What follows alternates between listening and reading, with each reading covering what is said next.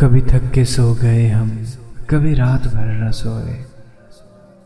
کبھی تھک کے سو گئے ہم، کبھی رات بھر نہ سوئے۔ کبھی ہنس کے غم چھپایا، کبھی منہ چھپا کے روئے۔ میری داستان حسرت وہ سنا سنا کے روئے۔ میرے آزمانے والے مجھے آزما کے روئے۔ شب غم کی آپ بیتی جو سنائی انجمن میں، کوئی سن کے مسکرائے، کوئی مسکرا کے روئے۔ میں ہوں بے وطن مسافر، میرا نام بے بسی ہے۔ میرا کوئی بھی نہیں ہے جو گلے لگا کے روئے۔